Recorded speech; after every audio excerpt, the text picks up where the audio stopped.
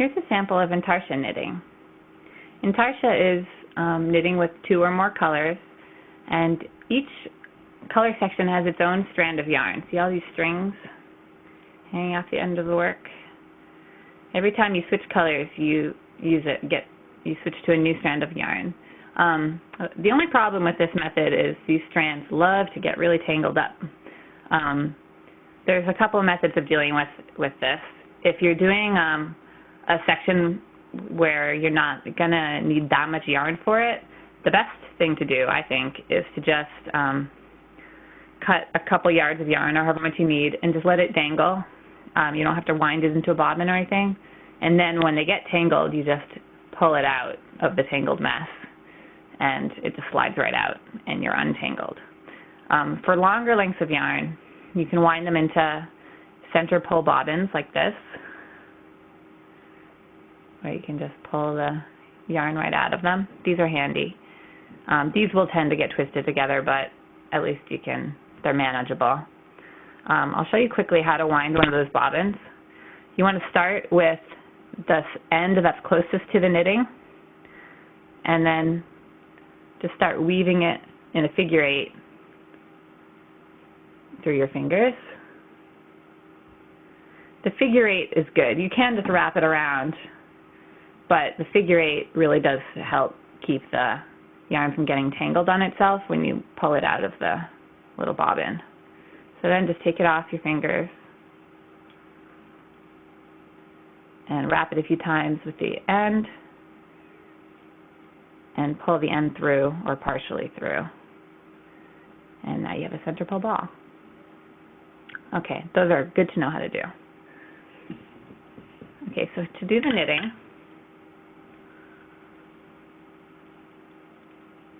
you'll knit as normal to the color change. In this case, this color change is happening in a vertical line. With vertical lines, you always have to twist the yarn. To twist it, all you do is pick up if you're a continental knitter with the yarn in your left hand, you're going to reach over that old yarn and, is that right? Yeah, and pick up the new yarn so that in any case, you want the old yarn to rest on top of the new yarn like this. If you're an English knitter, you'll have had your yarn over here, and in this case, you'll want to reach under and grab the new yarn.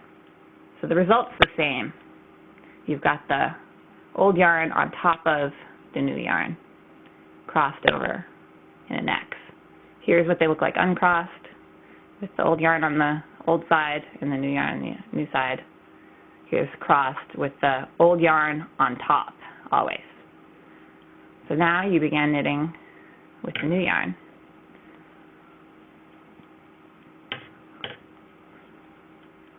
Until your next color change. Here we have a right slanting diagonal. For right slanting diagonals, again, you want to always twist the yarn. So English knitters reach under, grab the new yarn. So that's resting on top.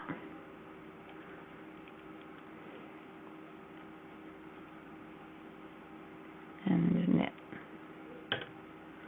I'll just do that again quickly one more time for continental knitters.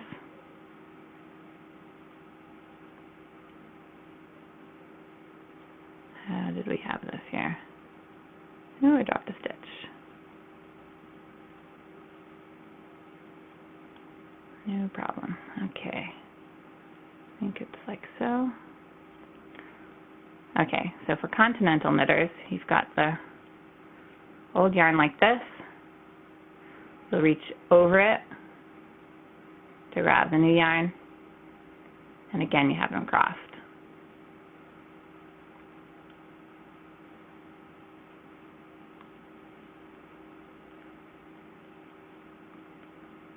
Okay. So for straight lines and right slanting diagonals, you twist the yarn. For left slanting diagonals, you don't have to twist the yarn.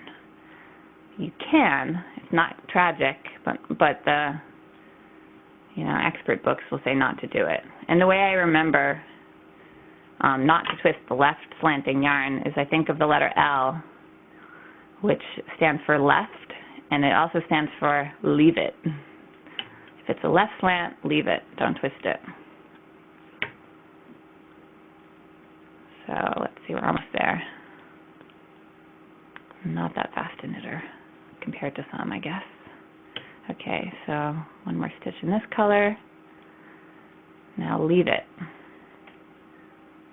So, if it's confusing, just look at the old side, leave the old color on the old side and the new color on the new side, and see if they're crossed in an X. They're not. That's how we want it.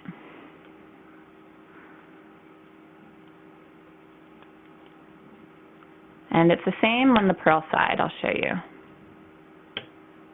If it looks like a left slant on the purl side, you leave it. If it looks like a right slant on the purl side, you cross the yarn.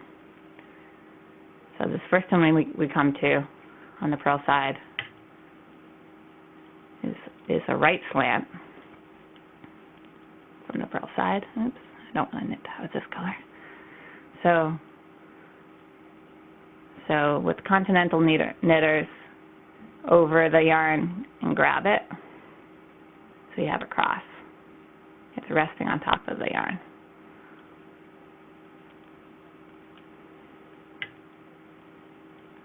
And I'll just show you that quickly for English knitters.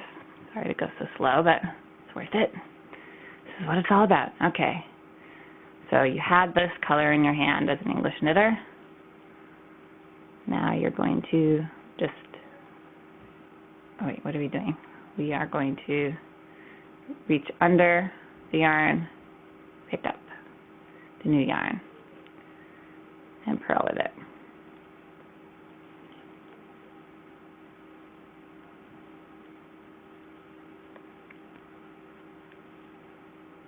Did I do that right? Yeah. Okay.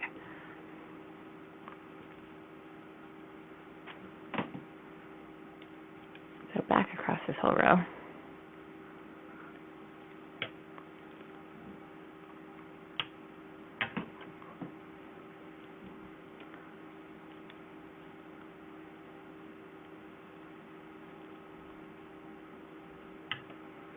What else can I talk about?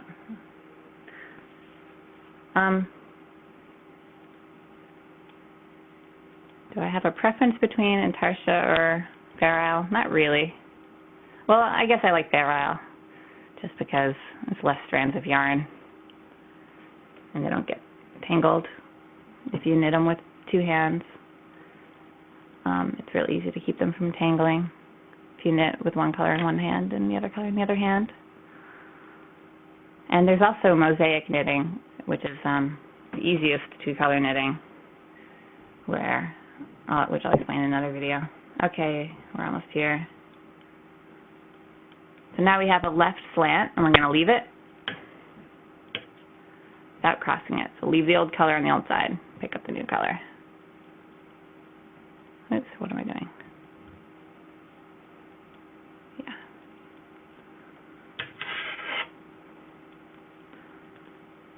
And now we're a vertical slant, and we cross them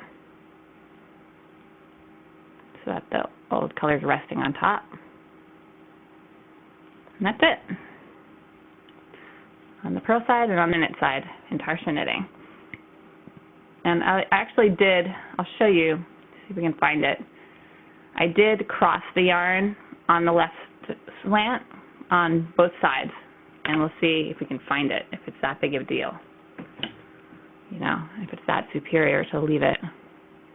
You can sort of see the yarn. You can see the strand peeking through where it wouldn't otherwise. The blue yarn, that's where I crossed it when I didn't have to. And again right here, you can sort of see it behind the white where it doesn't need to be. But, you know, it's not that big a deal if you cross it. So that's it. Intarsia.